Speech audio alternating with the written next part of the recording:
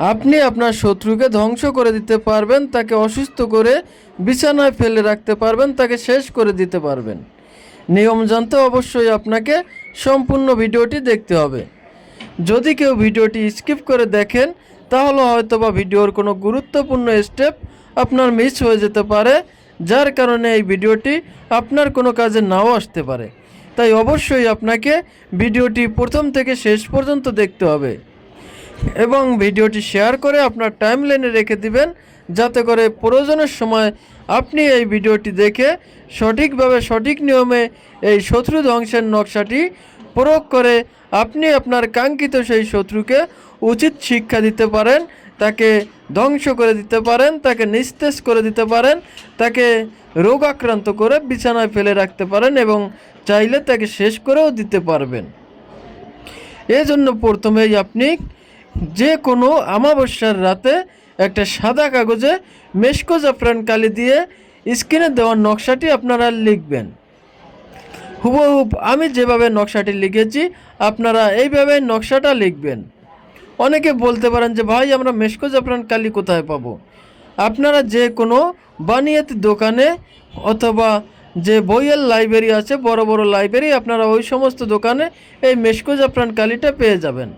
এছাড়াও আপনারা অনলাইন থেকেও এই মেশকো জাফরান কালি সংগ্রহ করতে পারবেন। তো যখন আপনার এই নকশাটা লেখা হয়ে যাবে, আপনি নকশার নিচে প্রথমে আপনার সেই কাঙ্ক্ষিত শত্রুর নামটা লিখবেন এবং তার নিচেই তার বাবার নামটা লিখবেন। নামটা যখন লেখা হয়ে যাবে আপনি নকশাটার নাম সহকারে কেটে সংরক্ষণ করে রেখে দিবেন। যখন দেখবেন যে আপনার আশেপাশে কোনো হিন্দু লোক মারা যায় এবং তাকে চিতায় নেওয়া হয় জ্বালানোর জন্য, আপনি এই নকশাটি নিয়ে ওইখানে যাবেন।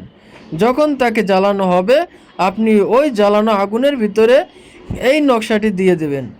দেখবেন মাত্র 3 থেকে 7 দিনের মধ্যেই আপনার সেই কাঙ্ক্ষিত শত্রুটি নিস্তেজ হয়ে যাবে, রোগাক্রান্ত হয়ে যাবে, ধীরে ধীরে শুকিয়ে যাবে এবং একটা পর্যায়ে গিয়ে আপনার শত্রুটা একেবারেই শেষ হয়ে যাবে।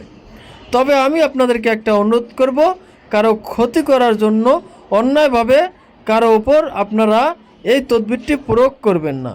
কারণ আপনি যদি অন্যায়ভাবে কারো উপর প্রয়োগ করতে চান তাহলে হিতে বিপরীত হয়ে যেতে পারে। তাই অবশ্যই কাজটা করার আগে আপনারা একটু বুঝে শুনে কাজটা করবেন।